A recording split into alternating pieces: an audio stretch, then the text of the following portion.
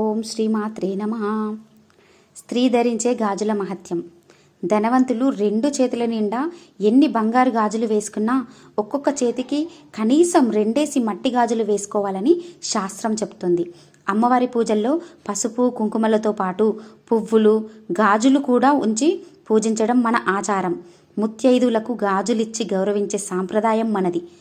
ఎంత పేదింటి అన్నైనా చెల్లిని చూడడానికి వచ్చి తిరిగి వెళ్తున్నప్పుడు 10వ 12వ చేతులు పెట్టి గాజులు వేయించుకో అమ్మా అంటాడు. ఇలా స్త్రీ జీవితంలో గాజులు చోటు చేసుకునే వారికి ఆనందాన్నిస్తూ జాగ్రత్తలు నేర్పుతూ తాము పగలకుండా మన సాంప్రదాయాలు పగలకుండా కాపాడుతూ గాజులు గౌరవిస్తే మన సాంప్రదాయాలను గౌరవించినట్టే. గాజులు ధరించడం వలన స్త్రీలకు ఎన్నో ప్రయోజనాలున్నాయి.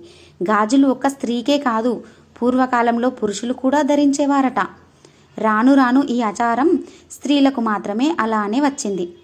స్త్రీ మంచి చీర కట్టుకొని ఎన్ని నగలు మెడలో ధరించినా చేతులకు గాజులు లేవంటే అందం అనేది రాదు.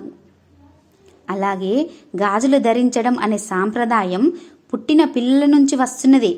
ఎలా అంటారా? పుట్టిన బిడ్డలకు దిష్టి తగలకుండా చేతికి నల్లని గాజులు వేస్తారు. అది కేవలం దిష్టి కోసమే కాదు, ఆ గాజుల నుండి వచ్చే సవ్వడులు పసిపిల్లల పలకరించి వారిలో బోసినవ్వులు పోయిస్తాయంట. గాజులు ధరించడం వలన స్త్రీలలో నడవడిక మారుతుందట. ఎలా అంటారా? గాజులు ఎంత సున్నితంగా ఉంటాయో ఆ స్త్రీ మనస్తత్వం కూడా అంత సున్నితంగా ఉండి తన నడక కూడా అంత సున్నితంగా మారుతుందట.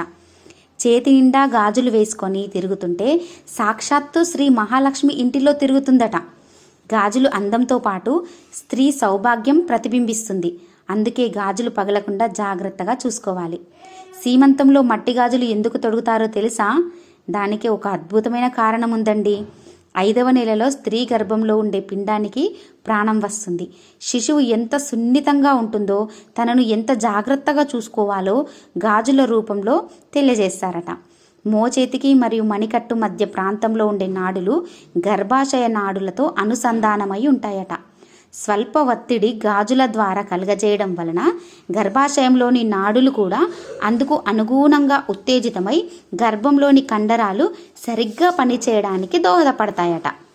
అంతేకాదు, గాజులు ధరించిన చేతులు గర్భానికి దగ్గరగా ఉంటాయి కనుక గర్భంలో ఉండే శిశువుకి గాజుల సవ్వడి స్పష్టంగా వినబడి ఆ శిశువు యొక్క వినికిడి శక్తి పెరగడానికి సహాయపడతాయంట. బాగుంది కదండి?